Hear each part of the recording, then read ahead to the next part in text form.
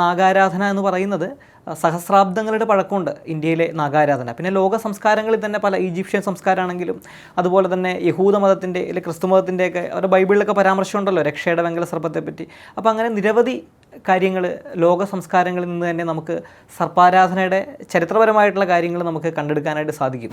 നമ്മളിവിടെ ഈ അഷ്ടനാഗങ്ങളുടേതായിട്ടുള്ള ആരാധനാ സമ്പ്രദായം പിൽക്കാലത്ത് വന്നതാണ്. കേരളത്തിൽ നമ്മൾ പൊതുവെ ആരാധിക്കുന്ന ദേവതമാരെ സമ്പ്രദായ നാഗങ്ങളെന്ന് നമുക്ക് വിശേഷിപ്പിക്കാം. അവരെ ഈ മണിനാഗം, കരിനാഗം, എരിനാഗം, കുഴിനാഗം, അഞ്ചലമണിനാഗം, നാഗരാജൻ, നാഗയക്ഷി, നാഗകാളി ഇങ്ങനെയുള്ള ദേവതമാരെയാണ് നമ്മൾ സാധാരണഗതിയിൽ കേരളത്തിൽ ആരാധിച്ച് വരുന്നത്.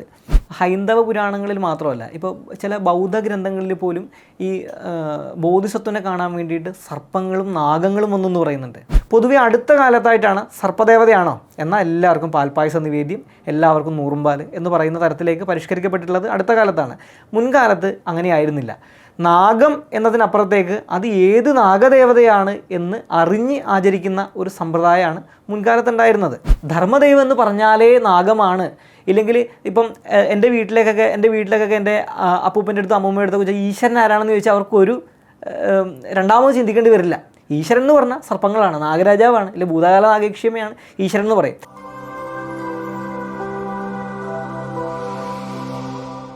സർപ്പാരാധനയുടെ വലിയൊരു പാരമ്പര്യമുണ്ട് കേരളത്തിന്. തറവാടിനോട് ചേർന്നുള്ള കാവും കുളവും നാഗപ്രതിഷ്ഠകളും നാഗാരാധനയുമെല്ലാം നമ്മുടെ ജീവിതത്തിൻ്റെ ഭാഗം തന്നെയായിരുന്നു. നാഗാരാധനയുമായി ബന്ധപ്പെട്ട് ധാരാളം കഥകളും ഐതിഹ്യങ്ങളും വിശ്വാസങ്ങളുമെല്ലാം നിലവിലുണ്ട്. നാഗാരാധനയുമായി ബന്ധപ്പെട്ട വിവിധങ്ങളായിട്ടുള്ള ആചാരങ്ങളെക്കുറിച്ചും വിശ്വാസങ്ങളെക്കുറിച്ചുമെല്ലാം ഇന്ന് നമ്മോട് സംസാരിക്കുന്നത് ശ്രീ അനന്തൻ. അദ്ദേഹം താന്ത്രികനും ജ്യോതിഷിയും ഉപാസകനും ഒക്കെയാണ്. അദ്ദേഹം സർപ്പാരാധന എന്ന വിഷയത്തിൽ സ്വതന്ത്ര ഗവേഷണം ചെയ്യുന്ന ശ്രീ അനന്തനെ സ്വാഗതം ചെയ്യുന്നു. നമസ്കാരം. നമസ്കാരം. ഈ സർപ്പാരാധനയുടെ ചരിത്രപരമായിട്ടുള്ള ഐതിഹ്യപരമായിട്ടുള്ള പശ്ചാത്തലങ്ങളെ ഒന്ന് വ്യക്തമാക്കാമോ?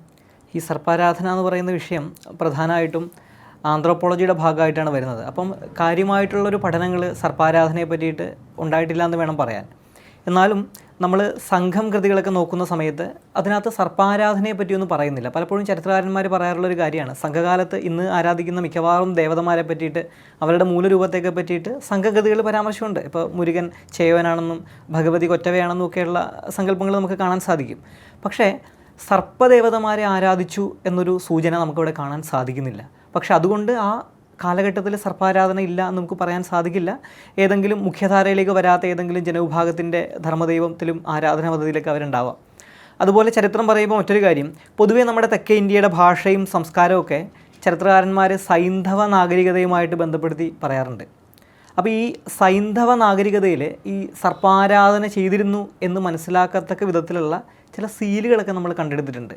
അപ്പോൾ അതും സൂചിപ്പിക്കുന്നത് നമ്മൾ നാഗാരാധന എന്ന് പറയുന്നത് സഹസ്രാബ്ദങ്ങളുടെ പഴക്കമുണ്ട് ഇന്ത്യയിലെ നാഗാരാധന. പിന്നെ ലോക സംസ്കാരങ്ങളിൽ തന്നെ പല ഈജിപ്ഷ്യൻ സംസ്കാരമാണെങ്കിലും അതുപോലെ തന്നെ യഹൂദ മതത്തിൻ്റെ അല്ലെങ്കിൽ ക്രിസ്തു മതത്തിൻ്റെയൊക്കെ അവരുടെ ബൈബിളിലൊക്കെ പരാമർശമുണ്ടല്ലോ രക്ഷയുടെ വെങ്കല സർപ്പത്തെ പറ്റി. അപ്പോൾ അങ്ങനെ നിരവധി കാര്യങ്ങൾ ലോക സംസ്കാരങ്ങളിൽ നിന്ന് തന്നെ നമുക്ക് സർപ്പാരാധനയുടെ ചരിത്രപരമായിട്ടുള്ള കാര്യങ്ങൾ നമുക്ക് കണ്ടെടുക്കാനായിട്ട് സാധിക്കും. ആദിവാസി സമൂഹങ്ങൾ മുതൽക്ക് അതുപോലെ തന്നെ കുറച്ചുകൂടിയും നാഗരികമായ സംസ്കാരങ്ങളിൽ വരെ സർപ്പാരാധന ചെയ്തിരുന്നു എന്നുള്ളതിൻ്റെ തെളിവുകൾ നമുക്ക് ലഭ്യമാണ്. പിന്നെ ഐതിഹ്യം എന്ന് പറയുമ്പോൾ പ്രധാനമായിട്ടും നമ്മൾ കേരളോൽപ്പത്തിയുമായിട്ട് ബന്ധപ്പെട്ടിട്ടുള്ള പരശുരാമ കഥ ആണ് നമ്മുടെ ഒരു പ്രധാനപ്പെട്ട ഒരു ചരിത്രപരമായിട്ടൊരു അവദാനം കൂടിയാണത്. അപ്പോൾ കേരളോൽപ്പത്തിയിൽ പറയുന്നതെന്ന് പറഞ്ഞാൽ ഇവിടെ പരശുരാമൻ കേരളത്തിലേക്ക് കേരളഭൂമി അത് സമുദ്രത്തിൽ നിന്ന് വീണ്ടെടുക്കുകയാണ് ചെയ്തത്. അപ്പോൾ വീണ്ടെടുക്കുന്ന സമയത്ത് ഇവിടെ ബ്രാഹ്മണന്മാരെ വാസക്കാരായിട്ട് കൊണ്ടുവന്നു എന്ന് പറയുന്നുണ്ട്. അപ്പോൾ ബ്രാഹ്മണന്മാരെ ഇവിടുത്തെ സർപ്പങ്ങളെ കണ്ട് ഭയന്നോടിയെന്നും പിന്നെ ഈ സർപ്പങ്ങളെ കൂടി ആരാധിച്ചോളാം എന്നുള്ളൊരു എഗ്രിമെൻറ്റിൻ്റെ പുറത്ത് ഓരോ തറവാടുകളിലും ആ തറവാടിൻ്റെ മീനക്കോണിലോ ഇല്ലെങ്കിൽ കന്യാമൂലയിലൊക്കെ ആയിട്ട് ഈ സർപ്പങ്ങളെ കൂടി ആരാധിച്ചോളാം എന്നുള്ള ഒരു എഗ്രിമെൻറ്റിൻ്റെ പുറത്താണ് ഇവിടെ മനുഷ്യവാസം ഉണ്ടായെന്നൊക്കെ ഒരു സൂചന കഥകളിനകത്തുണ്ട്. അപ്പോൾ നമ്മളിതിനെ ഒരു ചരിത്രപരമായിട്ടൊക്കെ ഒന്ന് വിലയിരുത്തി കഴിഞ്ഞാൽ പൊതുവേ 8-ാം നൂറ്റാണ്ടോട് കൂടിയിട്ടാണ് ഇവിടെ വലിയ രീതിയിലുള്ളൊരു ബ്രാഹ്മണ കുടിയേറ്റം ഉണ്ടാവുന്നത് എന്ന് പൊതുവെ ചരിത്രകാരന്മാർ പറയാറുണ്ട്. അപ്പം അതിന് മുമ്പ് തന്നെ ചെറിയ ചെറിയ സംഘങ്ങളായിട്ട് അവർ വന്നിട്ടുണ്ടാവണം. അപ്പോൾ ഇവിടെ ബ്രാഹ്മണർ വന്ന സമയത്ത് കണ്ടു ഭയപ്പെട്ടു എന്ന് പറയുന്ന സർപ്പങ്ങൾ ഒരു പക്ഷേ ഇവിടുത്തെ സർപ്പാരാധകരായ ജനവിഭാഗം തന്നെ ആവാം. അവരുടെ ദൈവത്തെ കൂടി ആചരിച്ചോളാം എന്നുള്ള ഒരു ഉറപ്പിന്മേലാവണം മൊത്തം സമൂഹത്തിലേക്ക് സർപ്പാരാധന വന്നത്. പിന്നെ നമ്പൂതിരിമാരെന്ന് പറയുകയാണെങ്കിലും നമ്പൂതിരിമാർക്ക് ഇവിടുത്തെ തനതായ സംസ്കൃതിയുടെ പാരമ്പര്യമുള്ളവർ തന്നെയാണ്. അപ്പോൾ ചെറിയൊരു സംഘം ആര്യ ബ്രാഹ്മണന്മാർ അല്ല അങ്ങനെ എന്തെങ്കിലും ഒരു സംസ്കാരത്തിൻ്റെ വാഹകന്മാരായിട്ട് അവരിങ്ങോട്ട് വന്നിട്ടുണ്ടാവാം. തദ്ദേശീയരെ കൂടി അവരുടെ സംസ്കാരത്തിലേക്ക് അവർ കൂട്ടിച്ചേർത്തിട്ടുണ്ടാവാം. അപ്പോൾ മിക്കവാറും നമ്പൂതിരി ഇല്ലങ്ങൾ മുതൽക്ക് ഒട്ടുമിക്ക സമുദായങ്ങൾ, ഒട്ടുമിക്ക എന്നല്ല എല്ലാ സമുദായങ്ങളിലും ഈ ഒരു ആരാധനയുടെ അനുഗ്രഹം കാണാൻ സാധിക്കുന്നതാണ്. ഇപ്പോൾ ഭാരതത്തിൻ്റെ പല ഭാഗങ്ങളിലും നാഗാരാധന ഉണ്ടെന്ന് പറഞ്ഞു. അപ്പോൾ ഒരു പുരാണോക്തമായിട്ടുള്ള ആ ഒരു ആരാധനാ സമ്പ്രദായത്തിൽ നിന്ന് കേരളത്തിന് എന്തെങ്കിലും തനതായ രീതിയുണ്ടോ, അല്ലെങ്കിൽ അങ്ങനൊരു കേരളത്തിൻ്റേതായിട്ടുള്ള പാരമ്പര്യം നാഗാരാധനയിൽ കാണാൻ സാധിക്കുമോ? ഈ പുരാണോക്തമായിട്ടുള്ളൊരു നാഗാരാധന എന്ന് പറഞ്ഞാൽ ഈ ഭാരതത്തിൻ്റെ മുഖ്യധാര ആരാധന എന്ന് പറഞ്ഞാൽ ഭാരതത്തിൻ്റെ പല ഭാഗങ്ങളിലും പ്രാദേശിക നാമങ്ങളുള്ള നാഗദേവതമാരെ നമുക്ക് കാണാനായിട്ടൊക്കെ സാധിക്കും. ഈ പുരാണോക്തമായിട്ടുള്ള ആരാധന എന്ന് പറയുമ്പോൾ പ്രധാനമായിട്ടും അത് അനന്തൻ, വാസുകി, തക്ഷകൻ, കാർഗോടകൻ, പത്മൻ, മഹാപത്മൻ, ശംഖപാലകൻ ഇങ്ങനെയുള്ള അഷ്ടനാഗങ്ങൾ, അതോടൊപ്പം തന്നെ കമ്പളൻ, ഐരാവതൻ, പന്നകൻ, മണിനാഗൻ ഇങ്ങനെയൊക്കെയുള്ള നാഗദേവതമാരെ ആരാധിക്കുന്ന ഒരു സമ്പ്രദായമാണ് പുരാണ സംബന്ധിയായിട്ട് നമ്മൾ കണ്ടുവന്നിരിക്കുന്നത്. പൊതുവെ ഇന്ത്യയുടെ ഒരു മുഖ്യധാര നാഗാരാധന രീതി ഇതായി കഴിഞ്ഞിട്ടുണ്ട്. എന്നാലും ഇത് കൂടാണ്ട് നാഗങ്ങളുടെ സഹോദരിയായിരിക്കുന്ന മനസാദേവിനെ ആരാധിക്കുന്ന ഒരു പദ്ധതി കൂടി ഇന്ത്യയിൽ കാണാൻ സാധിക്കുന്നുണ്ട്. മിക്കവാറും ഈ ഗ്രാമങ്ങളിലേക്കൊക്കെ സഞ്ചരിച്ചാൽ അവിടെ അവരുടെ ധർമ്മദൈവമായിട്ടൊക്കെ ഗ്രാമദേവതയായിട്ടൊക്കെ നമുക്ക് ഈ മനസാദേവിനെ കാണാൻ പറ്റും. ആ മനസാദേവി ഒരു പക്ഷേ നമ്മൾ പുരാണത്തിലെ ദേവി ഭാഗവതത്തിലൊക്കെ പറയുന്ന മനസാദേവിയായിട്ട് ഒത്തിരി വ്യത്യാസമുണ്ട്. അതുപോലെ കാമരൂപത്തിലൊരു മനസാ പദ്ധതിയൊക്കെ നിലനിൽക്കുന്നുണ്ട്. ആ മനസാ പദ്ധതി എന്ന് പറഞ്ഞാൽ ഇപ്പം ഈ ശ്രീവിദ്യാതന്ത്രം എന്നൊക്കെ പറയുന്ന പോലെ വളരെ വലിയ കാമരൂപ മനസാ പദ്ധതി എന്ന് പറഞ്ഞിട്ട് അത് ഭഗവതിയെ ദശമഹാവിദ്യകളാൽ സേവിക്കപ്പെടുന്ന മനസാ പദ്ധതി എന്ന് പറയുന്നൊരു സമ്പ്രദായമാണ്. അപ്പോൾ ഇതാണ് യഥാർത്ഥത്തിൽ ആ ഒരു പുരാണോക്തമായിട്ടുള്ള നാഗാരാധന എന്ന് പറഞ്ഞാൽ. അപ്പോൾ അങ്ങ് ചോദിച്ചത് ഇപ്പോൾ കേരളത്തിൻ്റേത് വ്യത്യാസമുണ്ടെന്നാണ്. തീർത്തും വ്യത്യാസമുള്ളൊരു ആരാധനയാണ് കേരളത്തിൽ നിലനിൽക്കുന്നത്. നമ്മളിവിടെ ഈ അഷ്ടനാഗങ്ങളുടേതായിട്ടുള്ള ആരാധനാ സമ്പ്രദായം പിൽക്കാലത്ത് വന്നതാണ് കേരളത്തിൽ നമ്മൾ പൊതുവെ ആരാധിക്കുന്ന ദേവതമാരെ സമ്പ്രദായ നാഗങ്ങളെ നമുക്ക് വിശേഷിപ്പിക്കാം. അവരെ ഈ മണിനാഗം, കരിനാഗം, എരിനാഗം, കുഴിനാഗം, അഞ്ചലമണിനാഗം, നാഗരാജൻ, നാഗയക്ഷി, നാഗകാളി ഇങ്ങനെയുള്ള ദേവതമാരെയാണ് നമ്മൾ സാധാരണഗതിയിൽ കേരളത്തിൽ ആരാധിച്ച് വരുന്നത്. അപ്പോൾ ഈ ദേവതമാരുടെ ഒരു സ്വഭാവം, അവരുടെ ആരാധനാ രീതികളൊക്കെ നോക്കിക്കഴിഞ്ഞ് കഴിഞ്ഞാൽ ഇത് വളരെ ഇന്ത്യയുടെ ഒരു മുഖ്യധാരയായിട്ട് ഒരു വ്യത്യാസം കാണുന്നുണ്ട്. പിന്നെ പൊതുവേ എങ്ങനെ വ്യത്യാസപ്പെട്ടിരിക്കുന്നു എന്ന് ചോദിച്ചു കഴിഞ്ഞാൽ ഒന്ന് ഈ ദേവതമാരുടെ വ്യത്യാസമാണ്. അവിടെ പ്രധാനമായിട്ടും ഇന്ത്യയുടെ ഒരു മുഖ്യധാരയിൽ അഷ്ടനാഗങ്ങളെ മനസാദേവിനെ ആരാധിക്കുമ്പോൾ കേരളത്തിലേക്ക് വരുമ്പോൾ ഇവിടെ ഇങ്ങനെയുള്ള സമ്പ്രദായ നാഗങ്ങളെയാണ് ഉപാസിക്കുന്നതായിട്ട് കണ്ടുവരുന്നത്. പിന്നെ രണ്ടാമത്തെ കാര്യം ആരാധനാ രീതികളിലുള്ള വ്യത്യാസമാണ്. അത് പിന്നെ ചരിത്രപരവും ഭൂമിശാസ്ത്രപരവുമായിട്ടുള്ള കാരണങ്ങൾ തന്നെ ഉണ്ടാവും. അപ്പോൾ നമ്മളിവിടെ സർപ്പം തുള്ളൽ എന്ന് പറയുന്ന ഒരു മഹത്തായ ആചരണ പദ്ധതിയുണ്ട്. അതുപോലെ തന്നെ ഈ നൂറും പാലും കൊടുക്കുക, അതിപ്പോൾ കേരളത്തിലും കേരളത്തിൻ്റെ സമീപ പ്രദേശങ്ങളിലൊക്കെ മാത്രമാണ് ഈ നൂറും പാലും കൊടുക്കുക എന്ന് പറയുന്ന സമ്പ്രദായം കാണും. ഇതര ദേശങ്ങളിലേക്ക് വരുമ്പോൾ വ്യത്യാസം ഉണ്ടാവും. അതുപോലെ നാഗതെയ്യങ്ങൾ നമുക്ക് കാണാൻ സാധിക്കുന്നുണ്ട്, ധർമ്മദൈവാട്ടം. അങ്ങനെ നാഗങ്ങളെ വളരെ വൈവിധ്യപൂർണ്ണമായിട്ടുള്ളൊരു ആരാധന കേരളത്തിൽ കാണാനായിട്ട് സാധിക്കും. ഇപ്പം നാഗരാജാവ് എന്ന് പറയുമ്പോഴേക്കും നമ്മൾ എന്താണ് ആ സങ്കല്പം? ഇപ്പോൾ അനന്തൻ, വാസുകി അങ്ങനെയൊക്കെ ഉണ്ടല്ലോ. അപ്പോൾ ഈ നാഗരാജാവ് എന്ന രീതിയിൽ നമ്മൾ ആരാധിക്കുന്ന ആ സങ്കല്പം കൊണ്ട് ഉദ്ദേശിക്കുന്നത് എന്താണ്? നാഗരാജാവ് സങ്കല്പം എന്ന് പറഞ്ഞാൽ ഞാൻ മുന്നേ പറഞ്ഞു ഇന്ത്യയുടെ നിന്ന് വ്യത്യാസം, അത് പൊതുവെ ഒരു മുഖ്യധാരാ പദ്ധതിയിൽ നിന്ന് അല്ലെങ്കിൽ താന്ത്രിക അല്ലെങ്കിൽ പുരാണോക്തമായിട്ടുള്ള പദ്ധതിയിൽ നിന്ന് വ്യത്യാസമുണ്ടെന്ന് പറഞ്ഞല്ലോ. അപ്പോൾ കേരളത്തിൽ ആരാധിക്കപ്പെടുന്ന നാഗരാജാവ് എന്ന് പറഞ്ഞാൽ അത് അനന്തനും വാസുകിയും അല്ല എന്നൊരു അഭിപ്രായമാണ് എനിക്കുള്ളത്. നമ്മളിതിനെപ്പറ്റി പഠിക്കുമ്പോൾ നമുക്ക് അങ്ങനെയാണ് മനസ്സിലാവുന്നത്. കാര്യം പൊതുവേ പണ്ഡിതന്മാരൊക്കെ കൂടുന്ന സ്ഥലത്തുണ്ടാകുന്നൊരു ചർച്ചാ വിഷയമാണ്. ഞാൻ ഒത്തിരി സ്ഥലത്ത് കണ്ടിട്ടുണ്ട് നാഗരാജാവ് അനന്തനാണോ അല്ലെങ്കിൽ വാസുകിയാണോ എന്നിവിടെ ചർച്ച വയ്ക്കുന്നത്. അപ്പോൾ പൊതുവെ ഈ ചർച്ച എവിടെ എത്താറില്ല. കാര്യം ഇത് അനന്തനു വാസുകി അല്ല എന്നുള്ളതാണ് സത്യം. കാര്യം കേരളത്തിൻ്റെ തനതായിട്ടുള്ള ഒരു ആരാധനാ പദ്ധതിയാണ് നാഗരാജാവ് എന്ന് പറഞ്ഞാൽ. പൊതുവേ ഇപ്പം നമ്മുടെ ഭാഗത്ത് ഇപ്പം ഈ കേരളത്തിലെ ഒരു തനതായിട്ടുള്ളൊരു ആരാധനാ പദ്ധതി, ഈ സർപ്പത്തെ ഈശ്വരനായിട്ട് കണ്ട് ഉപാസിക്കുന്ന ഒരു ആരാധനാ പദ്ധതി കേരളത്തിൽ നിലനിന്നിട്ടുണ്ട്. ഇപ്പം നമ്മൾ ഈ ശൈവമാർഗം എന്ന് പറഞ്ഞാൽ ശിവനെ പരമമായിട്ട് കാണുന്നൊരു പദ്ധതിയാണ്. ശാക്തതന്ത്രങ്ങൾ പ്രകാരം ഭഗവതിയാണ് ഏറ്റവും പരമമായിരിക്കുന്ന തത്വം. അതുപോലെ സൗരം, ഗാണപത്യം, കൗമാരം, വൈഷ്ണവ ഇങ്ങനെയുള്ള പദ്ധതികളുണ്ട്.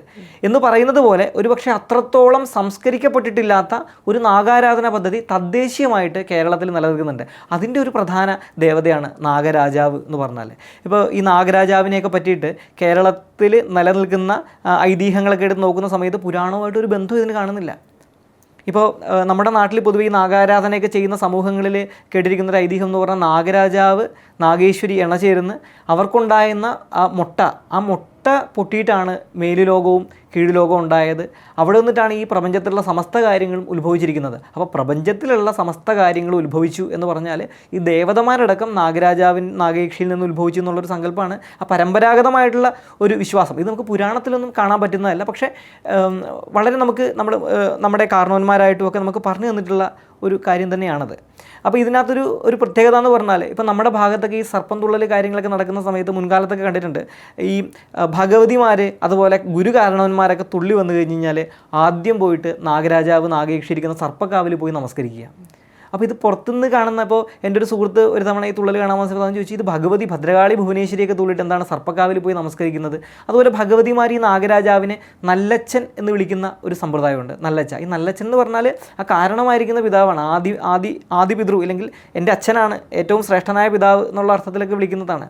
അപ്പോൾ ഭഗവതിമാർ നാഗരാജാവിനെ നല്ലച്ഛ എന്ന് വിളിച്ചാൽ അതിനർത്ഥം നാഗരാജാവ് എന്ന് പറഞ്ഞാൽ ഈ ഭഗവതിക്കും അച്ഛനായിരിക്കുന്ന സങ്കല്പമാണ്. അത് എല്ലായിടത്തും അങ്ങനെ ആവണമെന്നില്ല. ഈ ഒരു ആരാധനാ പദ്ധതി നിലനിൽക്കുന്ന സ്ഥലങ്ങളിൽ മാത്രമാണ് അങ്ങനെയുള്ളത്.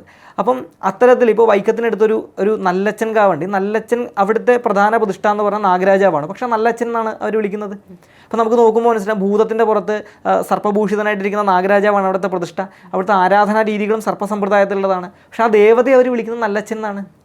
അതിന് തന്നെ കുറച്ച് മാറിയിട്ട് ഒരു ഭൂതകാല നാഗയക്ഷി ക്ഷേത്രമുണ്ട്. അവിടുത്തെ പ്രധാന ദേവത പ്രസിദ്ധിയായിരിക്കും നല്ലമ്മ എന്നുള്ള പേർക്കാണ്. അപ്പം ഇത്തരത്തിൽ ഈ അനന്തൻ വാസുകിയാണ് ഈ നാഗരാജാവ് എന്ന് പറയുന്ന സമയത്ത് ഇത് നമുക്ക് യോജിക്കാതെ വരും.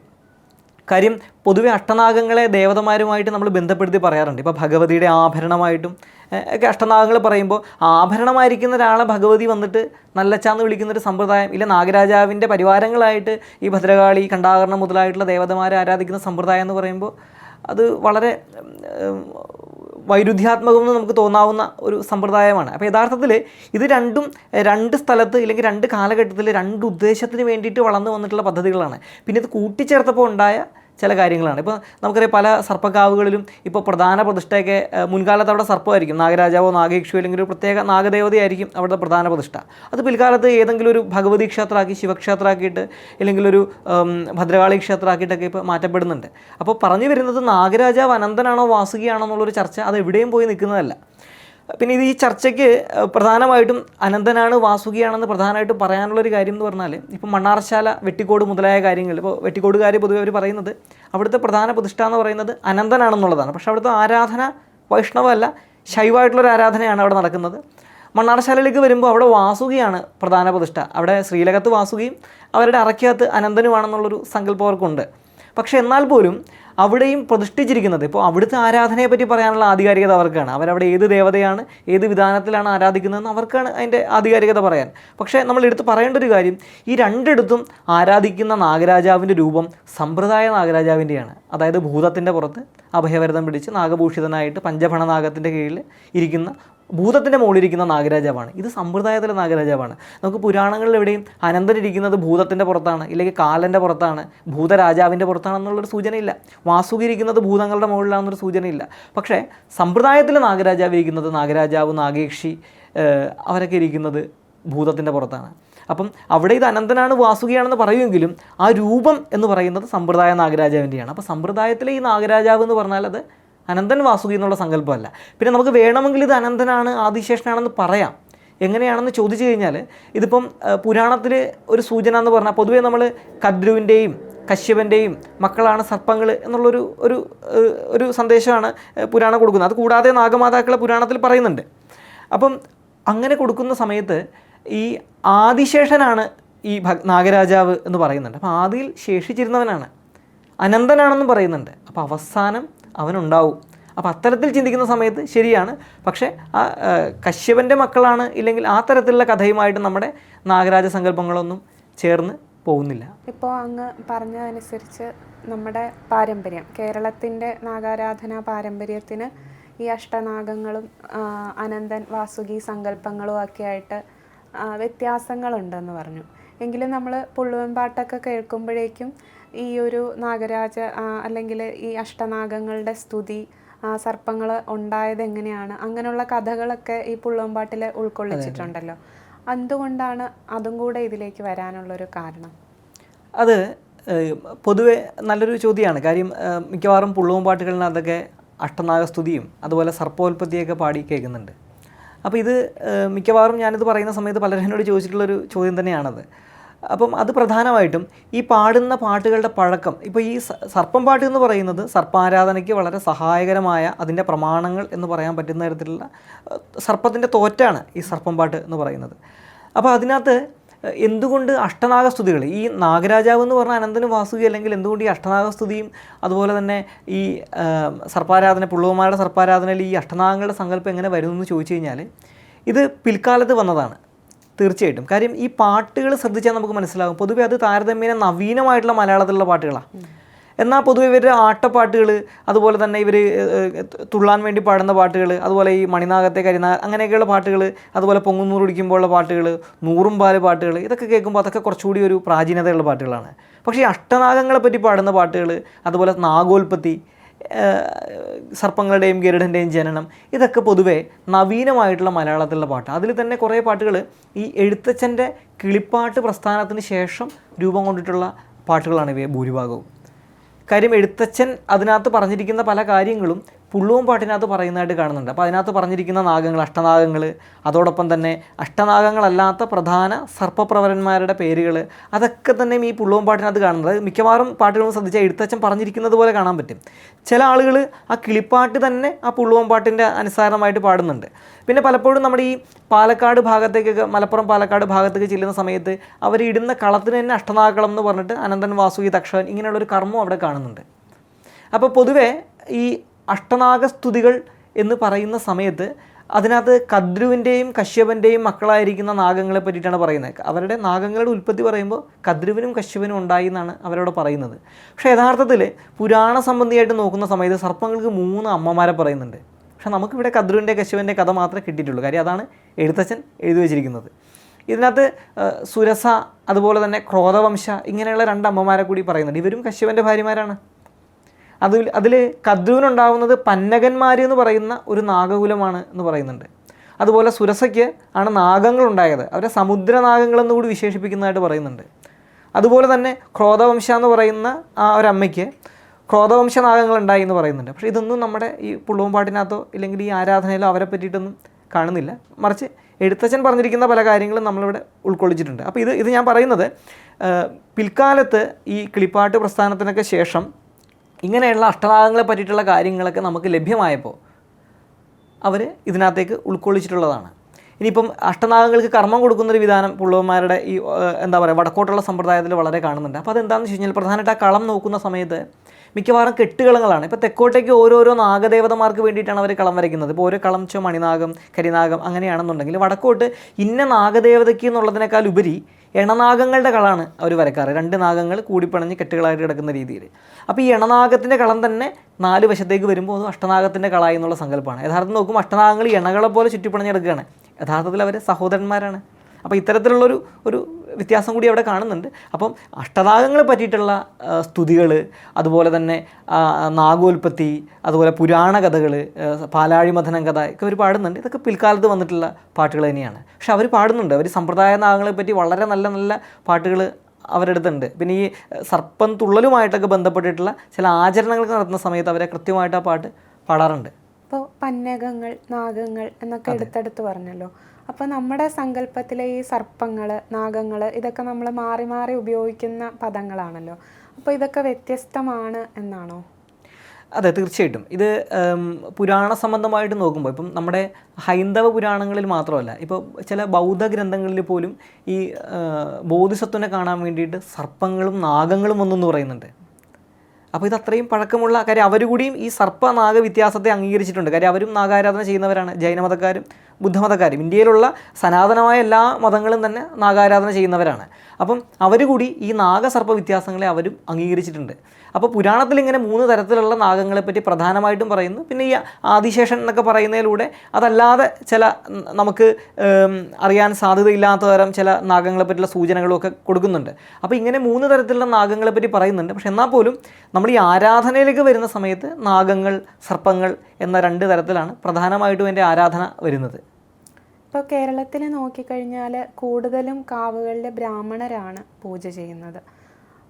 അപ്പോൾ പരമ്പരാഗതമായിട്ട് എന്തായിരുന്നു ആ രീതി എല്ലാ വിഭാഗങ്ങളിലും ഈ ഒരു ആരാധനാ സമ്പ്രദായം ഉണ്ടായിരുന്നില്ലേ? അതിന് കാലക്രമേണ എന്ത് മാറ്റമാണ് സംഭവിച്ചിട്ടുള്ളത്? ബ്രാഹ്മണ പൂജ എന്ന് പറയുന്ന സമയത്ത് യഥാർത്ഥത്തിൽ സർപ്പത്തെ സംബന്ധിച്ചിട്ടുള്ള ബ്രാഹ്മണ പൂജ എല്ലായിടത്തും ഉണ്ടായിരുന്നില്ല. ഇപ്പോൾ ബ്രാഹ്മണന്മാർ, സർപ്പം എന്ന് പറഞ്ഞാൽ ഇവിടുത്തെ സമസ്ത ജനവിഭാഗങ്ങളുടെയും ധർമ്മദൈവമാണ്. ഇവരുടെയൊക്കെ അടുത്ത് ആ സർപ്പത്തിൻ്റെ തനതായ പദ്ധതികളും ആചരണങ്ങളും ഒക്കെ മുൻകാലത്ത് നിലനിന്നിട്ടുണ്ട്. ഈ ബ്രാഹ്മണന്മാർ പൂജിക്കുക, ഇല്ലെങ്കിൽ ബ്രാഹ്മണ സമ്പ്രദായത്തിൽ സർപ്പത്തെ പൂജിക്കുക എന്ന് പറയുന്നൊരു സംഭവം എന്ന് പറഞ്ഞാൽ അത് അടുത്ത കാലത്തുണ്ടായിട്ടുള്ളതാണ്. ഇപ്പോൾ ബ്രാഹ്മണന്മാർ സർപ്പാരാധന ചെയ്യുന്നവരാണ്, അവരും സർപ്പത്തെ ഈശ്വരനായിട്ട് ആരാധിക്കുന്നവരാണ്. അവരവരുടെ ഇല്ലങ്ങളിൽ അതുപോലെ അവർക്ക് ബന്ധമുള്ള പ്രഭു കുടുംബങ്ങളിലൊക്കെയാണ് ബ്രാഹ്മണ പൂജ മുൻകാലത്ത് ഉണ്ടായിരുന്നത്. പക്ഷേ ഇപ്പോൾ വന്നിട്ട് മിക്കവാറും ജ്യോത്സ്യന്മാരൊക്കെ ചാർത്തൊക്കെ എഴുതുന്ന സമയത്ത് ബ്രാഹ്മണൻ വേണം സർപ്പത്തെ പൂജിക്കാൻ.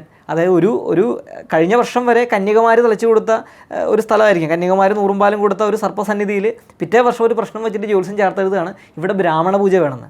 അപ്പോൾ അതിനെ നമുക്ക് അംഗീകരിക്കാൻ സാധിക്കില്ല. എല്ലാ ജനവിഭാഗങ്ങൾക്കും ഈ സർപ്പാരാധന ചെയ്യാനായിട്ടുള്ള അവകാശമുണ്ട്.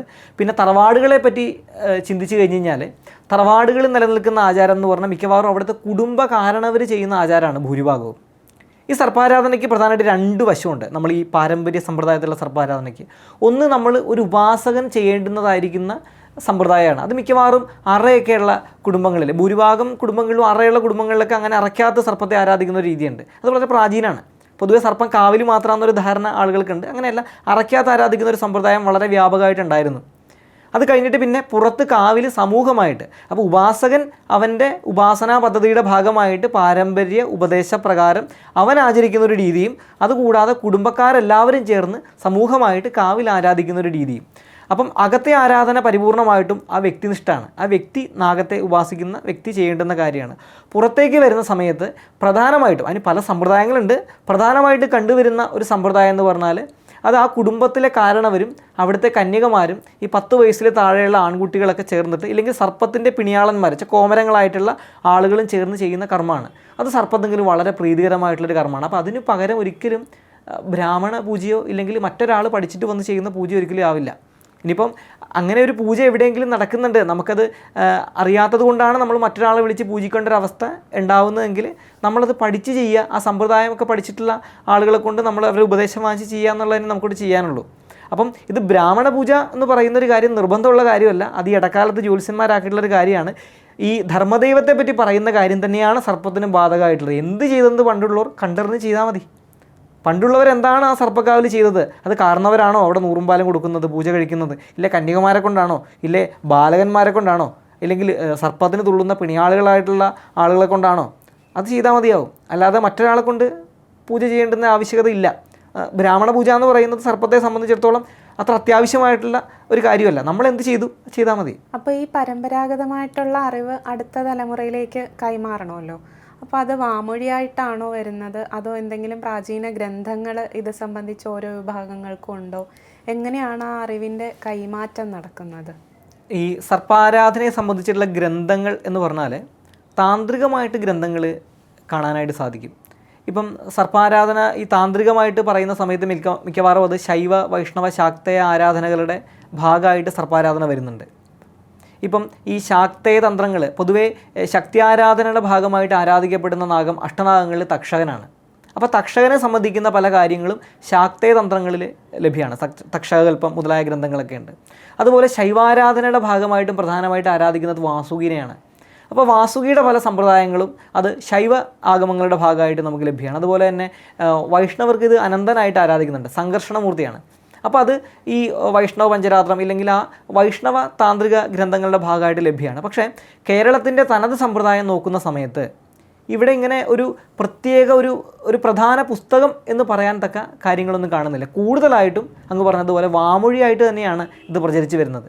അത് പാരമ്പര്യം എന്ന് പറയുമ്പോൾ ഗുരുപാരമ്പര്യമാവാം, പക്ഷെ കൂടുതലും പിതൃപാരമ്പര്യമാണ് കണ്ടുവരുന്നത്, അല്ലെങ്കിൽ മാതൃപാരമ്പര്യം. ഒരു തലമുറയിൽ നിന്ന് അടുത്ത തലമുറയിലേക്ക്, കാരണവരിൽ നിന്ന് അടുത്ത അനന്തരാവകാശിയിലേക്ക് എന്ന തരത്തിലാണ് ഇത് പ്രചരിച്ച് കൂടുതലും കണ്ടുവരുന്നത്. എന്നാൽ പോലും മിക്കവാറും തറവാടുകളിൽ ഇതിനെ സംബന്ധിച്ചിട്ടുള്ള ഗ്രന്ഥങ്ങൾ ലഭ്യമാണെന്നുള്ളതാണ്. ഗ്രന്ഥങ്ങൾ എന്ന് വെച്ചാൽ ഒരു പ്രത്യേക പേരിട്ടിട്ടുള്ള നാഗോപാസന പദ്ധതി അങ്ങനെയാവണമെന്നില്ല.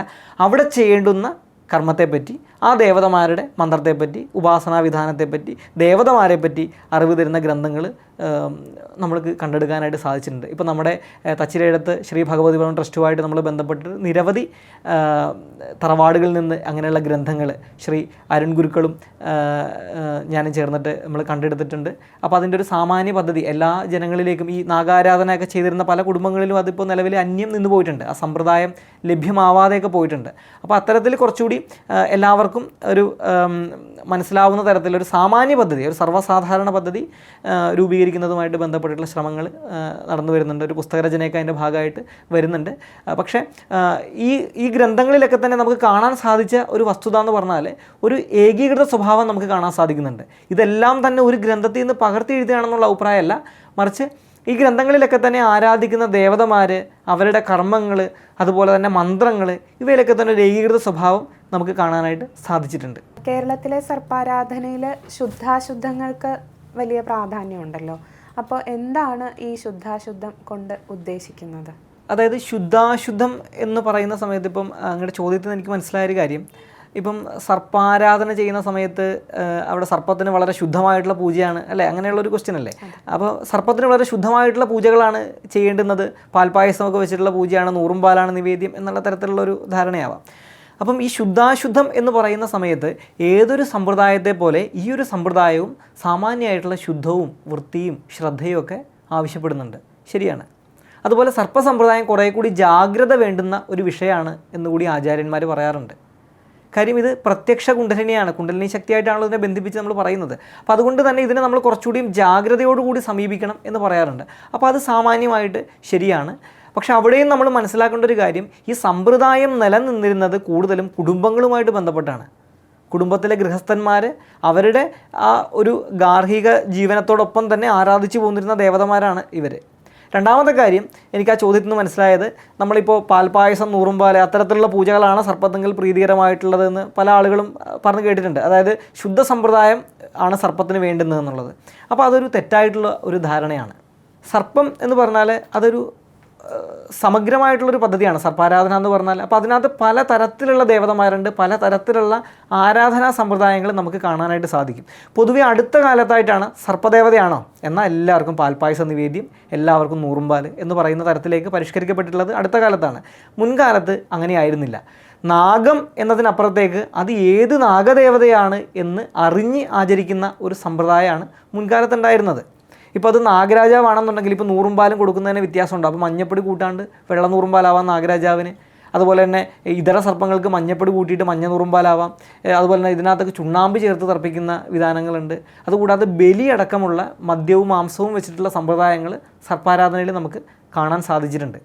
ഇപ്പം നമ്മുടെ തൃശ്ശൂർ ഭാഗത്തേക്കൊക്കെ ചെന്ന് കഴിഞ്ഞാൽ മിക്കവാറും ഈ വലിയ ക്ഷേത്രങ്ങളുടെ സർപ്പക്കാവുകൾ പോലും കോഴിമുട്ട വയ്ക്കുന്നൊരു സമ്പ്രദായമുണ്ട്, സർപ്പത്തിന് കോഴിമുട്ട വയ്ക്കുന്ന സമ്പ്രദായം. ഇന്നിപ്പോൾ അത് പല സ്ഥലങ്ങളിലും മാറ്റുന്നുണ്ട്. ഈ കോഴിമുട്ട വെക്കാൻ പാടില്ല, അതൊരു തെറ്റിദ്ധാരണയുടെ പുറത്താണ്. സർപ്പം എന്ന് പറഞ്ഞാൽ ശുദ്ധ സമ്പ്രദായത്തിൽ മാത്രം ആചരിക്കപ്പെടുന്ന ഒരു ദേവതയാണെന്നുള്ളൊരു തെറ്റിദ്ധാരണയുടെ പുറത്താണ് അവിടെ മുട്ടയൊന്നും വെക്കാൻ പാടില്ല എന്ന് പറയുന്നത്. ഇപ്പം നമ്മുടെ ഭാഗത്തേക്കൊക്കെ മുൻകാലത്ത് ഈ വിഷനാഗയക്ഷി എന്നൊക്കെ പറയുന്ന സങ്കല്പങ്ങൾക്ക് കോഴിയറുത്ത് പൂജ ഉണ്ടായിരുന്നു. അതുപോലെ തന്നെ പുലസർപ്പം പാട്ട് എന്ന് പറയുന്ന ഒരു ആചരണം മിക്കവാറും സർപ്പോത്സവത്തിനോട് ചേർന്നിട്ടൊക്കെ നമ്മൾ അത് ആദ്യം പുലസർപ്പങ്ങൾക്ക് കൊടുത്തിട്ട് ഇതര സർപ്പങ്ങൾക്ക് എന്ന് പറയുന്നൊരു ആചരണം ഉണ്ടായിരുന്നു. അപ്പോൾ ഈ പുലസർപ്പങ്ങൾക്ക് കൊടുക്കുക എന്ന് പറഞ്ഞാൽ പ്രധാനമായിട്ടും മത്സ്യമാണ് പ്രധാനമായിട്ടുള്ള നിവേദ്യം. അത് ആ മത്സ്യത്തിൽ തന്നെ മത്സ്യത്തിൻ്റെ ചില പ്രത്യേക മത്സ്യങ്ങളുടെ മുട്ടയൊക്കെ വെച്ചിട്ടുള്ള ആചരണങ്ങൾ സർപ്പങ്ങൾക്ക് ഉണ്ടായിരുന്നു. പിന്നെ നമ്മൾ ഈ ക്ഷേത്രവൽക്കരിച്ച നാഗദേവതമാരെ നോക്കുകയാണെങ്കിൽ പോലും കണ്ടു കഴിഞ്ഞാൽ മിക്കവാറും സർപ്പത്തിന് വളരെ പ്രാധാന്യമുള്ള സ്ഥലങ്ങളിലൊക്കെ തന്നെ സർപ്പത്തിന് ഗുരുതി തർപ്പിക്കുന്ന ഏർപ്പാടുണ്ട്. ഇപ്പോൾ സർപ്പത്തിന് ഗുരുതി എന്ന് പറഞ്ഞാൽ പല ആൾക്കാരും ഇങ്ങനെ മൂക്കത്ത് കൈവച്ച് പോകും, സർപ്പത്തിന് ഗുരുതി ഉണ്ടോയെന്ന്. പക്ഷേ നമ്മൾ മണ്ണാർശാലയൊക്കെ നോക്കിക്കഴിഞ്ഞാൽ അവരുടെ നിത്യോപാസനയുടെ ഭാഗമായിട്ട് അവിടെ നാഗചാമുണ്ഡി ഭഗവതിക്ക് ഗുരുതർപ്പണമുണ്ട്. പല കുടുംബങ്ങളിലും നാഗചാമുണ്ഡി എന്ന് പറഞ്ഞാൽ കോഴിയറുത്ത പൂജയൊക്കെ ഉണ്ടായിരുന്ന ഒരു ദേവത തന്നെയാണ്. അതുപോലെ തന്നെ നമ്മൾ ഇവിടെ ചേർത്തലക്കടുത്തുള്ള ഒത്തിരി കുടുംബക്ഷേത്രങ്ങളുടെ മൂലകുടുംബമായിട്ടാണ് വേളറോട്ടം മഹാദേവ ക്ഷേത്രം എന്ന് പറഞ്ഞാൽ അവിടെ നാഗയക്ഷിക്ക് ഗുരുതർപ്പണമുള്ള ഒരു സ്ഥലമാണ്. അതുപോലെ നമ്മൾ കൈവശം ഇറക്കുന്ന തിരുവിഴ മഹാദേവ ക്ഷേത്രം, അവിടെ ഭഗവാന്റെ ഒരു പ്രധാന ഉപദേവതയാണെന്നുള്ളത് മറ്റൊരു വിഷയം, അത് ഭൂതകാല നാഗയക്ഷി. ആ ഭൂതകാല നാഗയക്ഷിക്ക് ആ കൈവശം ഇറക്കുന്നതുമായിട്ട് ബന്ധപ്പെട്ടിട്ട് ആദ്യത്തെ ചടങ്ങ് തന്നെ ആ സർപ്പസ്വരൂപിണിയായിരിക്കുന്ന ഭൂതകാല നാഗയക്ഷിക്ക് ഗുരുതി തർപ്പണം ചെയ്ത് ആ ഗുരുതി ഉള്ളിൽ കഴിക്കുക എന്നുള്ളതാണ്. അപ്പോൾ അങ്ങനെ മിക്കവാറും കുടുംബങ്ങളിലൊക്കെ തന്നെ സർപ്പത്തിന് ഇതുപോലെയുള്ള ആചാര ആചരണങ്ങൾ നിലനിന്നിരുന്നു. അതുപോലെ സർപ്പം തുള്ളലൊക്കെ കിടക്കുന്ന സമയത്ത് ഭൂതത്തിന് കോഴിയർത്ത് പൂജ, മദ്യം വെച്ചിട്ടുള്ള പൂജയൊക്കെ ഉണ്ടായിരുന്നു. സർപ്പക്കളത്തിൽ തന്നെ വടക്കു ഭാഗത്തായിട്ട് ഗുരുതി ചെയ്യുന്ന പരിപാടികളൊക്കെ മുൻകാലത്ത് ഉണ്ടായിരുന്നു. ഇപ്പോൾ അത് മിക്കവാറും ഈ ആചരണം ഏകീകൃതമായി വരുമ്പോൾ ആ ദേവനെ കാണുന്നില്ല എന്നുള്ളതാണ് എനിക്ക് മനസ്സിലാക്കാനുള്ളത്. സർപ്പമാണെങ്കിൽ എല്ലാം ഒരുപോലെ എന്നൊരു ധാരണ ആളുകളിലേക്ക് എത്തിയിട്ടുണ്ട്. അപ്പോൾ സാമാന്യമായിട്ട് ശുദ്ധവും വൃത്തിയും എല്ലാ സമ്പ്രദായത്തെ പോലെ സർപ്പ സമ്പ്രദായം ആവശ്യപ്പെടുന്നുണ്ട്, കുറച്ചുകൂടി ജാഗ്രത ആവശ്യപ്പെടുന്നുണ്ട്. എന്നാൽ ഈ ആരാധനാ പദ്ധതിയിലേക്ക് വരുമ്പോൾ മദ്യമാംസങ്ങൾ വെച്ചിട്ടുള്ള പൂജകൾ സർപ്പങ്ങൾക്കില്ല എന്നാണെന്നുണ്ടെങ്കിൽ അതൊരു തെറ്റിദ്ധാരണയാണ്. അത് സ്വീകരിക്കുന്ന ദേവതമാർ ഇവിടെയും ഉണ്ട്. ഇത്രയും വൈവിധ്യങ്ങളും സമഗ്രതയും ഒക്കെ ഉണ്ടെന്ന് പറഞ്ഞല്ലോ. അപ്പോൾ ഈ സമഗ്രത കൊണ്ട് എന്താണ് ഉദ്ദേശിക്കുന്നത്? ഒരു പദ്ധതിയുടെ സമഗ്രത എന്ന് പറഞ്ഞാൽ അത് ആചരിക്കുന്നവനെ കൽപ്പവൃക്ഷത്തെ പോലെ എല്ലാം കൊടുക്കാനുള്ള ഒരു കഴിവ് ആ പദ്ധതിക്ക് ഉണ്ടാവണം. പൊതുവെ നമ്മുടെ താന്ത്രിക പാരമ്പര്യത്തിൽ ഈ ഉപാസനാ പദ്ധതികളെ ഭോഗമോക്ഷപ്രദമായിട്ടൊക്കെ പറയുന്നുണ്ട്. അപ്പോൾ ചില പദ്ധതികൾ ഭോഗപ്രദം മാത്രമായിരിക്കും, ചിലത് മോക്ഷപ്രദവും കൂടിയാവും. അപ്പോൾ പൊതുവെ സർപ്പസമ്പ്രദായത്തിൻ്റെ ഒരു പ്രത്യേകത എന്ന് പറഞ്ഞാൽ അത് ഭോഗമോക്ഷപ്രദം തന്നെയാണ് സർപ്പത്തിൻ്റെ സമ്പ്രദായം. ഇതെങ്ങനെയാണ് ഭോഗപ്രദമാവുന്നതെന്ന് ചോദിച്ചു കഴിഞ്ഞാൽ ഇക്കാണുന്ന കുടുംബങ്ങളുടെ എല്ലാം തന്നെ ഐശ്വര്യത്തിന് നിദാനമായിട്ടുള്ളത് ഈ സർപ്പാരാധന പദ്ധതി തന്നെയാണ്. പല കുടുംബങ്ങളിലും എടുത്ത് നോക്കിക്കഴിഞ്ഞാൽ അവരിന്ന് വലിയ പ്രാധാന്യത്തിൽ ആരാധിക്കുന്ന ദേവതമാർ പിൽക്കാലത്ത് ഏതെങ്കിലും ആ കുടുംബത്തിൽ ജനിച്ച ഉപാസകന്മാർ കൊണ്ടുവന്ന് ഇരുത്തിയിട്ടുള്ള ദേവതമാരായിരിക്കും. പക്ഷെ അതിന് മുമ്പ് ഈ ഉപാസകൻ, അതായത് ആ ദേവതയെ അങ്ങോട്ടേക്ക് കൊണ്ടുവന്ന ഗുരുമുത്തപ്പൻ അല്ലെങ്കിൽ ഗുരുനാഥൻ, ഗുരു എന്നൊക്കെ പറയുന്ന ആ സങ്കല്പം, അതിനുകൂടി നിദാനമായി അവരുടെ ജനനത്തിനുകൂടി നിദാനമായി അനുഗ്രഹം ചൊരിഞ്ഞിരിക്കുന്ന ശക്തി എന്ന് പറഞ്ഞാൽ സർപ്പ സമ്പ്രദായമാണ്. അപ്പോൾ ആ സമ്പ്രദായം ആ നിലനിൽക്കുന്ന കുടുംബങ്ങൾക്കെല്ലാം തന്നെ വളരെ വലിയ ഐശ്വര്യം കൊടുത്തിട്ടുള്ള ഒരു പദ്ധതി തന്നെയാണ്. നമ്മൾ പൊതുവേ ഈ പുള്ളവും പാട്ടിനകത്തൊക്കെ പറയുന്നത് കേട്ടിട്ടുണ്ട്, സർപ്പത്തെ നിത്യവും ആചരിച്ചാൽ സർവ്വ ഐശ്വര്യങ്ങളും വന്നു ചേരും എന്നാണ്. അപ്പോൾ അത് ആ ഐശ്വര്യത്തിൻ്റെ കൊടുക്കുന്ന ആ സ്വഭാവത്തെ പറ്റിയിട്ടാണ് പറയുന്നത്. അതുപോലെ കാരണവന്മാർ പറയാറുള്ള മറ്റൊരു കാര്യമാണ് സന്തതിക്കും സമ്പത്തിനും നല്ല ദൈവം നാഗരാജാവ് എന്ന് പറയാറുണ്ട്. അപ്പോൾ സന്തതി ഉണ്ടാവണം, നമ്മുടെ കുലപരമ്പര നിലനിൽക്കണമെങ്കിൽ നമുക്ക് സമ്പത്ത് ഉണ്ടാവണം, അവന് ജീവിക്കാൻ വേണ്ടുന്ന തരത്തിലുള്ളൊരു ചുറ്റുപാടുണ്ടാവണമെങ്കിൽ സർപ്പാരാധന ചെയ്യാനാണ് കാരണവന്മാർ പറഞ്ഞിട്ടുള്ളത്. അപ്പോൾ അത് അത്തരത്തിൽ നോക്കുമ്പോൾ ഇത് വളരെ ഭോഗപ്രദമാണ്. ഉപാസിക്കുന്ന സ്ഥലങ്ങളിലും വ്യക്തിക്കും ഉത്കർഷത്തെ കൊടുക്കുന്ന ഒരു കാര്യം തന്നെയാണിത്. ഇനി ഇതെങ്ങനെയാണ് യോഗാത്മകമാവുന്നത് എന്ന് ചോദിച്ചു കഴിഞ്ഞ് കഴിഞ്ഞാൽ, ഇല്ല മോക്ഷപ്രദമാവുന്നതെന്ന് ചോദിച്ചു കഴിഞ്ഞാൽ ഇതിൽ അങ്ങനെയുമുള്ള ദേവതമാരുണ്ട്. ഞാൻ മുമ്പ് പറഞ്ഞു ഈ നാഗാരാധനാ പദ്ധതി എന്ന്, കേരളത്തിലെ നാഗാരാധനാ പദ്ധതി എന്ന് പറഞ്ഞാൽ പലപ്പോഴും ഈ ഇതര ദേവതമാരെക്കാളും മുകളിലേക്ക് നിർത്തുന്ന ഒരു സമ്പ്രദായം പല കുടുംബങ്ങളിലും ഇല്ലെങ്കിൽ ആഗമാനം നമുക്ക് കാണാൻ സാധിച്ചിട്ടുണ്ട്. ഇപ്പം ഇങ്ങനെയുള്ളൊരു പദ്ധതി ഇപ്പോൾ കേരളത്തിലും ആഗമാനം നിലനിൽക്കുന്ന നാഗാരാധനാ പദ്ധതി, അല്ലെങ്കിൽ കേരളത്തിലും തുളുനാട്ടിലും ആഗമാനം നിലനിൽക്കുന്ന നാഗാരാധനാ പദ്ധതി എന്ന് പറഞ്ഞാൽ യഥാർത്ഥത്തിൽ ഈ ഒരു പദ്ധതിയുടെ വകഭേദം തന്നെയാണെങ്കിലും ഇത് വളരെ വലിയ രീതിയിൽ നിലനിന്ന ഒരു സ്ഥലം എന്ന് പറഞ്ഞാൽ കൊടുങ്ങല്ലൂരിൻ്റെ വടക്കൻ പ്രദേശങ്ങൾ മുതൽക്ക് പത്തനംതിട്ട ജില്ല വരെയുള്ള ഒരു സ്ഥലത്താണ് ഈ ഒരു സവിശേഷമായിട്ടുള്ളൊരു പദ്ധതി നിലനിന്നതായിട്ട് നമുക്ക് മനസ്സിലായിട്ടുള്ളത്. ഒരു പക്ഷേ അതിൻ്റെ ഒരു ബാഹുല്യം കുറച്ചുകൂടി ഉണ്ടാവാം. അപ്പം ഈ ഒരു പദ്ധതിയിൽ ഇതിപ്പോൾ നിലവിൽ കൂടുതലായിട്ട് 1000-ഓളം കുടുംബങ്ങളിൽ നിലനിൽക്കുന്നുണ്ട്. അപ്പോൾ നമ്മളിങ്ങനൊരു പദ്ധതി ഉണ്ട്, ഇത് നിലനിൽക്കുന്നുണ്ട്, നാഗരാജാവിനെയും നാഗയക്ഷിയെയും ഇതര ദേവതാ സങ്കല്പങ്ങൾക്കും മുകളിൽ ആരാധിക്കുന്ന തരത്തിലുള്ളൊരു പദ്ധതി ഉണ്ട് എന്ന് പറയുന്ന സമയത്ത് ഇത് ഇപ്പോഴും 1000-ഓളം കുടുംബങ്ങളിൽ നിലനിൽക്കുന്നുണ്ട്. അല്ലാതെ ഏതെങ്കിലും വ്യക്തികളിലോ ഗ്രന്ഥങ്ങളിലോ നിലനിൽക്കുന്ന പദ്ധതിയല്ല. ഇപ്പോഴും 1000-ഓളം കുടുംബങ്ങളിൽ, ഇപ്പം നമുക്കറിയാം ഏറ്റവും അധികം നിലനിൽക്കുന്ന 2 താലൂക്ക് വൈക്കം ചേർത്തല താലൂക്കുകളാണ്.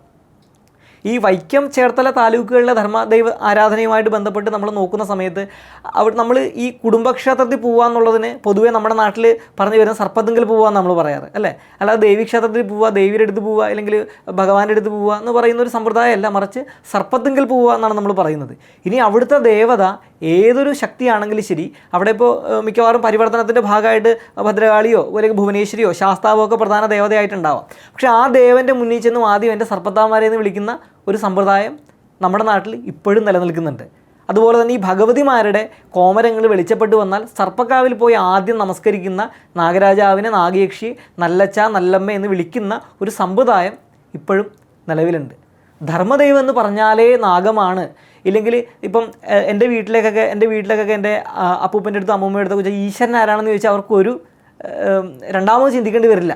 ഈശ്വരൻ എന്ന് പറഞ്ഞാൽ സർപ്പങ്ങളാണ്, നാഗരാജാവാണ്, അല്ലെങ്കിൽ ഭൂതകാല നാഗയക്ഷിയമ്മയാണ് ഈശ്വരൻ എന്ന് പറയും. അപ്പോൾ മറ്റുള്ള ദേവതമാരെ ഏതെങ്കിലും ഒരു കാരണത്തിന് വേണ്ടിയിട്ട് നമ്മുടെ കുടുംബത്തിലെ ഉപാസകന്മാർ കൊണ്ടു നിർത്തിയിട്ടുള്ളതാണെങ്കിൽ അവർക്ക് കൂടി നിദാനമായിട്ടുള്ള ഒരു അനുഗ്രഹമാണ് ആ സർപ്പങ്ങൾ എന്ന് നമുക്ക് പറയാനായിട്ട് സാധിക്കുന്നുണ്ട്. അപ്പോൾ ഇത്തരത്തിൽ ഇതര ദേവതമാരെക്കാളും നാഗങ്ങൾക്ക് വളരെ പ്രാധാന്യം കൊടുക്കുന്ന ഒരു പദ്ധതിയുണ്ട്. ഈ പദ്ധതി സമഗ്രമാണെന്ന് പറയാൻ മറ്റൊരു കാര്യം ഇതിനകത്ത് മാന്ത്രിക സമ്പ്രദായത്തിലുള്ള കാര്യങ്ങൾ കൂടി വരുന്നുണ്ടെന്നുള്ളതാണ്. അപ്പോൾ പൊതുവേ നമ്മൾ പറഞ്ഞത് ഭോഗവും യോഗവും കൊടുക്കുന്നുണ്ട്, ആചരിക്കുന്ന കുടുംബത്തിന് ഐശ്വര്യം കൊടുക്കുന്നുണ്ട്, ഉപാസകന് ഉത്കൃഷ്ടത്തെ കൊടുക്കുന്നുണ്ട്. അതുകൂടാതെ പൊതുവേ ഈ സർപ്പത്തെ ഈശ്വരനായിട്ട് കണക്കാക്കുന്ന കുടുംബങ്ങളിലൊന്നും തന്നെ മാന്ത്രികം സർപ്പത്തെ കൊണ്ട് മന്ത്രവാദം ചെയ്യുക എന്ന് പറയുന്ന ഒരു പദ്ധതിക്ക് വലിയൊരു പ്രാധാന്യം കൊടുക്കാറില്ല. അങ്ങനെ ചെയ്യരുത്, സർപ്പത്തോട് പ്രാർത്ഥിക്കരുതെന്ന് പോലും പറയാറുണ്ട്. പ്രാർത്ഥന എന്തെങ്കിലും കാമ്യമായിട്ടുള്ള ആവശ്യങ്ങളുണ്ടെങ്കിൽ ഇതര ദേവതമാരെ കൊണ്ട് അവരോട് പറയുക, സർപ്പത്തോട് പ്രാർത്ഥിക്കരുത്, അതിന് അധീനമായിട്ട് ജീവിക്കുക എന്നുള്ളൊരു സമ്പ്രദായമാണ് കണ്ടുവരുന്നത്. പക്ഷേ മറ്റ് ചില വിഭാഗങ്ങൾക്കിടയിൽ ഈ സർപ്പത്തെ കൊണ്ട് മാന്ത്രികം ചെയ്യുന്ന വളരെ ബൃഹത്തായിട്ടുള്ള ഒരു പദ്ധതിയും കാണാനായിട്ട് സാധിക്കുന്നുണ്ട്. അതുപോലെ തന്നെ ഇതിൻ്റെ ഭാഗമായിട്ട് രോഗങ്ങൾക്കുള്ള ചികിത്സ, അപ്പോൾ ഇത്തരത്തിൽ സമഗ്രമായിട്ടുള്ള ഒരു പദ്ധതി തന്നെയാണ് നാഗാരാധന എന്ന് പറഞ്ഞു കഴിഞ്ഞാൽ. അപ്പോൾ ഒരു കുടുംബത്തിന് ഐശ്വര്യം ലഭിക്കുന്നു, അതിലൂടെ ആ സമൂഹത്തിന് ഉത്കർഷം ഉണ്ടാകുന്നു. തിരിച്ചൊരു വ്യക്തിയിലേക്ക് തന്നെ വരുമ്പോഴേക്കും യോഗശാസ്ത്രമൊക്കെ ആയിട്ട് ഈ ഒരു പദ്ധതിക്ക് ബന്ധമുണ്ടോ? തീർച്ചയായിട്ടും ഏതൊരു ഉപാസനാ പദ്ധതിയും പ്രവർത്തിക്കുന്നത് യോഗശാസ്ത്രപരമായിട്ടുള്ള കാരണങ്ങൾ കൊണ്ട് തന്നെയാണ്. ഇപ്പോൾ ഒരു മന്ത്രം ജപിക്കുമ്പോൾ അതുകൊണ്ട് അവൻ അനുഗ്രഹം ഉണ്ടാവുന്നുണ്ടെങ്കിൽ അതിന് അത്തരത്തിലുള്ള കാരണങ്ങൾ തീർച്ചയായിട്ടും ഉണ്ടാവും. പിന്നെ പലപ്പോഴും പല ആചാര്യന്മാരും ഈ സർപ്പാരാധന എന്ന് പറയുന്നത് കുണ്ഡലിനി ആരാധനയെ ഇല്ലെങ്കിൽ ആ കുണ്ഡലിനി ശക്തിയെ സിംബോളിക്കായിട്ട് കാണിക്കുന്നതാണെന്നുള്ളൊരു അഭിപ്രായം പറഞ്ഞിട്ടുണ്ട്. അത് ശരിയാണ്, പക്ഷെ അത് മാത്രമല്ല സർപ്പാരാധന. ഏതൊരു ഉപാസനാ ദേവതയും ഉപാസകൻ്റെ കുണ്ഡലിനി ശക്തി തന്നെയാണ്, അതിലൊരു സംശയമില്ല. അപ്പോൾ അത്തരത്തിൽ നോക്കുമ്പോൾ അത് ശരിയാണ്. പിന്നെ അത് കൂടാണ്ട് ഞാൻ പറഞ്ഞു, ഇതിനകത്ത് സമ്പ്രദായ ദേവതകളായിട്ടുള്ള മണിനാഗം, കരിനാഗം, എരിനാഗം, കുഴിനാഗം, പറനാഗം ഇങ്ങനെയുള്ള ദേവതമാരെ ആരാധിക്കുന്നൊരു വിഷയം പറഞ്ഞല്ലോ. അപ്പോൾ ഇവർ ശരിക്കും പഞ്ചഭൂത തത്വങ്ങളുമായിട്ടും അതുപോലെ തന്നെ ഷഡ്ചക്രങ്ങളുമായിട്ടും ഒക്കെ ബന്ധമുള്ളവർ തന്നെയാണ്. അവരുടെ ഒരു സ്വഭാവം നമുക്ക് പരിശോധിക്കുമ്പോൾ മനസ്സിലാവുന്നത്. അതുപോലെ തന്നെ നമ്മുടെ ശരീരത്തിൽ അസംഖ്യം നാഡികളുണ്ടെങ്കിലും നമ്മൾ ഇട, പിങ്കള, സുഷുമ്ന നാഡികൾക്ക് ഒരു പ്രാധാന്യം പൊതുവേ നമ്മൾ യോഗശാസ്ത്രപരമായിട്ടും ഉപാസനാ സംബന്ധമായിട്ടുമൊക്കെ നമ്മൾ കൊടുക്കാറുണ്ട്. അപ്പോൾ അതിൽ സൂര്യനാഡി എന്ന് പറയുന്നത് ഉത്തമസർപ്പങ്ങളായിട്ടും ചന്ദ്രനാഡി എന്ന് പറയുന്നത് അധമസർപ്പങ്ങളായിട്ടും സുഷുമ്നയെ നാഗരാജാവായിട്ടും കാണുന്ന ഒരു സങ്കല്പം ഉണ്ട്. അപ്പം അതുമായിട്ട് ബന്ധപ്പെട്ടിരിക്കുകയാണ് പ്രശ്നമാർഗത്തിലൊക്കെ ഉത്തമസർപ്പത്തിനെ ആദിത്യനെ കൊണ്ട് ചിന്തിക്കണമെന്നും അധമസർപ്പത്തിനെ ചന്ദ്രനെ കൊണ്ട് ചിന്തിക്കണമെന്നും ഒക്കെ ആചാര്യൻ പറഞ്ഞിട്ടുള്ളത് അതുകൊണ്ടാണ്. ഇങ്ങനെ ഒരു ബന്ധം അവിടെ കാണുന്നുണ്ട്. പിന്നെ മൂലാധാരം എന്ന് പറഞ്ഞാൽ തന്നെ നാഗലോകമായിരിക്കുന്ന പാതാളം തന്നെയാണ്. അപ്പോൾ അവിടെ 3.5 ചുറ്റായിട്ട് ഒരു പെൺപാമ്പിനെ പോലെ ഉറങ്ങിക്കിടക്കുന്ന കുണ്ഡലിനി ശക്തി എന്ന് പറയുമ്പോൾ നമ്മൾ ഈ സമ്പ്രദായത്തിലേക്ക് വരുമ്പോൾ അത് നാഗേക്ഷിയാണ്. അപ്പോൾ അത് ചലനമില്ല, ചലിക്കാൻ തുടങ്ങുന്ന സമയത്ത് അത് സർപ്പേക്ഷിയായി. ഈ നാഗാരാധനയിൽ നാഗേക്ഷി സർപ്പേക്ഷി എന്ന് പറയുന്ന രണ്ടൊരു വ്യത്യാസം വരുന്നുണ്ട്. അപ്പോൾ ചലിക്കാത്തതാണ് അവിടെ ഇരിക്കുന്ന നാഗം എന്നുണ്ടെങ്കിൽ ഇത് ചലിക്കാൻ തുടങ്ങുന്ന സമയത്ത് സർപ്പേക്ഷിയാവുന്നുണ്ട്. അത് കഴിഞ്ഞ് ഈ സർപ്പേക്ഷി എന്ന് പറയുന്ന സമ്പ്രദായത്തെ കുറച്ചുകൂടി വിശദമായിട്ട് ഒരു പറനാഗം എന്ന് പറയുന്ന ഒരു സങ്കല്പമായിട്ട് ബന്ധപ്പെടുത്തി കാണാറുണ്ട്. ഈ നാഗാരാധനയിൽ ശ്രേഷ്ഠനാഗങ്ങളിൽ ഏറ്റവും ഉത്തമനായിട്ടാണ് പറനാഗത്തെ പറ്റി പറയുന്നത്. ഈ പറനാഗത്തിൻ്റെ രൂപമൊക്കെ നമ്മൾ നോക്കിക്കഴിഞ്ഞാൽ ഈ വലിയൊരു അരയാൽ മരത്തിൽ ചുറ്റി തപസ് ചെയ്യുന്ന പോലത്തെ ഒരു സങ്കല്പമാണ്. ഈ തപസ് ചെയ്യുന്ന നാഗത്തിൻ്റെ വാല് മുറിയുന്നതുമായിട്ട് ബന്ധപ്പെട്ട് കുറച്ച് കാരണങ്ങളുണ്ട്. ഈ വാല് മുറിഞ്ഞ സർപ്പം വളരെ വ്യഗ്രതയോടെ നാഗലോകം നോക്കി പറക്കുന്നതായിട്ടാണ് ആ പറനാഗത്തിനെ നമ്മൾ പൊതുവെ ധ്യാനിക്കുന്നതും ഈ കളമെഴുത്ത് പാട്ട് മുതലായവയിൽ ചിത്രീകരിക്കുന്നത്. വാല് മുറിഞ്ഞൊരു സർപ്പം ചിറകുകൾ വീശി നാഗലോകം നോക്കി പറക്കുന്നു, ഇല്ലേ ആകാശത്തിലേക്ക് പറക്കുന്നു എന്നുള്ളൊരു സങ്കല്പമാണ്. അപ്പോൾ ഇവിടെ ഈ പറനാഗം എന്ന് പറഞ്ഞാൽ പലപ്പോഴും പറനാഗ രൂപത്തെ സർപ്പേക്ഷി രൂപവുമായിട്ട് പലപ്പോഴും താരതമ്യം ചെയ്യാറുണ്ട്. സർപ്പേക്ഷിക്കളം എന്നൊക്കെ പറഞ്ഞിട്ട് യക്ഷിക്കളം എന്ന് പറഞ്ഞിട്ട് ഈ പറനാഗ രൂപത്തേക്ക് പറക്കുന്ന നാഗേക്ഷി ഇല്ല സർപ്പേക്ഷി എന്നൊക്കെ പറഞ്ഞിട്ട് വരച്ച് കാണാറുണ്ട്. അപ്പോൾ പറനാഗവും സർപ്പേക്ഷിയും തമ്മിൽ ഇങ്ങനെ ഒരു കണക്ഷനുണ്ട്. അപ്പോൾ ഈ പറനാഗം പറക്കുന്നത് ഇല്ലെങ്കിൽ ഈ സർപ്പേക്ഷി എന്ന് പറയുന്നത് ആ ശിവനോട് പോയി ചേരാനാണ്. ആ ശിവൻ എന്ന് പറഞ്ഞാൽ നാഗരാജാവ്, ആദിമൂല ശിവനായിരിക്കുന്ന നാഗരാജാവിനെ ചേരാൻ വേണ്ടിയിട്ടാണ് ഇത് ചലിച്ച് മുകളിലേക്ക് പോകുന്നത്. ആ നാഗരാജാവിനോട് കൂടി ചേർന്ന് കഴിയുമ്പോൾ ഇത് ഭൂതകാല നാഗേക്ഷിയായി. ഈ ഭൂതകാല നാഗേക്ഷിയുടെ ഒരു പദ്ധതി എന്ന് പറഞ്ഞാൽ വളരെ വലിയൊരു പദ്ധതിയാണ്. ആ നാഗപദ്ധതിയുടെ ഏറ്റവും പ്രധാനപ്പെട്ട ഒരു പദ്ധതി. പല തരത്തിലുള്ള ഉപാസനാ സമ്പ്രദായങ്ങൾ ഇങ്ങനെ അവനവനുമായി ബന്ധപ്പെട്ട് നാഗപദ്ധതികളിലുണ്ടെങ്കിൽ പോലും അതിൽ തന്നെ ഏറ്റവും ശ്രേഷ്ഠമായിട്ടുള്ളൊരു പദ്ധതിയാണ് ഭൂതകാല നാഗേക്ഷി പദ്ധതി. നാഗരാജാവിന് പ്രാധാന്യം കൊടുക്കുന്ന പദ്ധതിയും നാഗകാളിക്കും ഭൂതകാല നാഗേക്ഷിക്കും ഒക്കെ പ്രാധാന്യം കൊടുക്കുന്ന പദ്ധതികളുണ്ട്. പക്ഷേ ഈ ഭൂതകാല നാഗേക്ഷി എന്ന് പറയുന്നത് അതുല്യമായിട്ടുള്ള ഒരു സങ്കല്പമാണ്. ഇപ്പോൾ ശ്രീനാരായണ ഗുരുദേവൻ പോലും ഭൂതകാല നാഗേക്ഷി ഇവൾ ശിവനും ശക്തിയും ചേർന്നവളാണ്, ഇവളെ ആരാധിച്ചാൽ മതി എന്നാണ് പറഞ്ഞത്.